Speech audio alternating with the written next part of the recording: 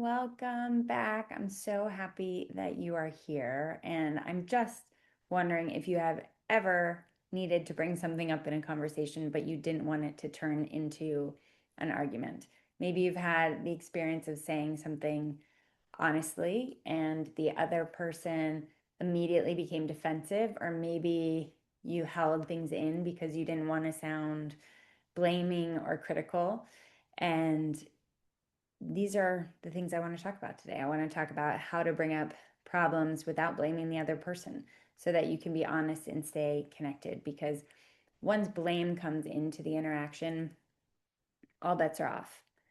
There's not one person that is calm and present enough to be able to navigate the interaction because we just get into our sympathetic nervous system and it all gets a little wacky. So, most of us were really never taught how to talk about problems in a calm and grounded way. So, when something bothers us, we often go in one of two directions. We either hold it in, that's like my favorite thing to do. We either hold it in or we bring it up in a way that focuses on what the other person did. I mean, if I'm being honest, I like doing that as well, right? So that can sound like you always, or you never, or why would you do that?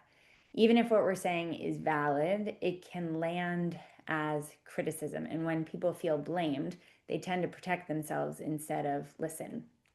Think of the last time you were in an interaction and you felt blamed for something. You weren't probably in a listening mood. You were more in a combative mood, right?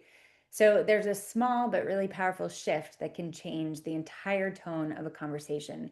Instead of focusing on what happened, the event, the past action, or what the other person did or what the other person didn't do or what we wanted the other person to do, we bring our attention, or you bring your attention to, what am I feeling right now? What do I need or want right now? This doesn't mean ignoring what happened. It just means you're not leading with it. So you're leading with your experience. Why this helps. When you speak from your own experience instead of from blame, you really reduce defensiveness of the other person. You create more space for understanding and you stay connected to yourself in the conversation. So you're not accusing, you're sharing what this sounds like.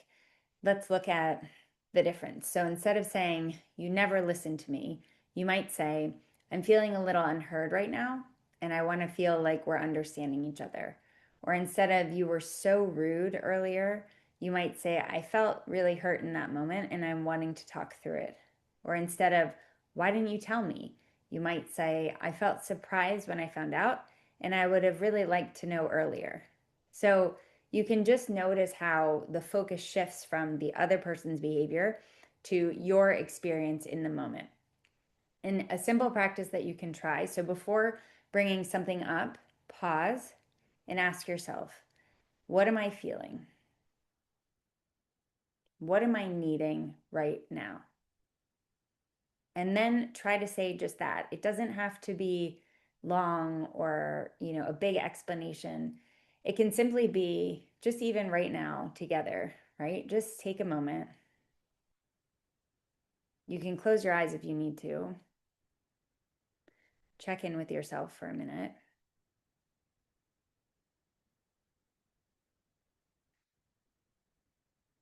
And you can call to mind a conversation that you had that was really challenging, an interaction that was difficult for you.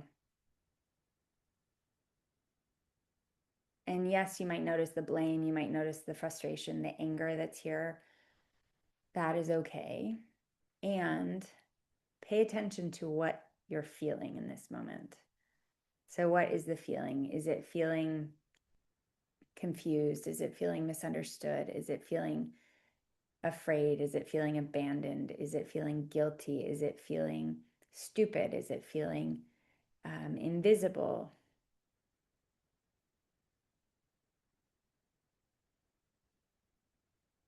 And just see if you can tap into whatever that feeling is that's here from that interaction. And take an inhale and exhale. And just blink the eyes open and just say that feeling out loud. Fear, anger, sadness, embarrassment. Just say it out loud. That's what we want. We just want that one word. I felt overwhelmed. I'm feeling really nervous right now. I'm feeling really sad right now, right? We don't need a long explanation. We don't need to build a case. We just start there. So we notice that sensation that I've talked about many times before in that difficult interaction. We use a practice to pause and we ask ourselves, what am I feeling? We're doing just like a quick check-in. I'm feeling really frustrated right now. So I'm just going to say that. I'm feeling really frustrated right now. Just start there. Okay. So another helpful piece is to stay close to the present moment. So sometimes we bring up everything that's ever happened, but that can feel really overwhelming for both people, right? There's something going on right here in the present, and we're bringing something up that's happened maybe 3 years ago, 3 months ago, 3 days ago. So instead, you might focus on what's happening for me right now, what it feels important to say in this moment, right here, right now. Not bringing things from the past, but can I drop the past? Can I attend to this moment from this moment through the lens of this moment? This helps keep the conversation grounded and more manageable. So this way of communicating, it doesn't guarantee that the other person isn't going to get defensive. I can never guarantee that the other person is not going to get defensive, right? We all react. That is how we're wired. That is just what makes us human. So the other person is going to react, right? And our practice really is to be able to navigate whatever reaction that is and understand that any reaction is simply information for us. So I'm not going to say that this way of communicating, guarantees that the other person won't get defensive, but it does change the energy of how you show up. And when we change the energy, when one person changes the energy in a conversation, the other person has to adapt, shift, rise to that energy. And you're taking responsibility for your experience. And that often makes it really much easier for the other person to stay open. So, bringing up problems is part of every relationship. And it's what creates healthy relationships when we find a challenge, when we see an issue and we talk to it, right? But how we bring up these issues or these challenges can either create distance or it can create understanding and create more connection, more intimacy. And you don't need perfect words. You just need to stay connected to what's true for you in the moment.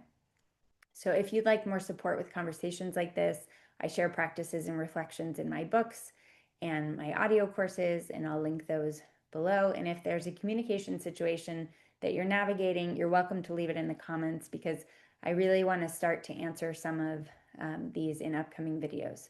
Thank you for being here, and I will see you next week.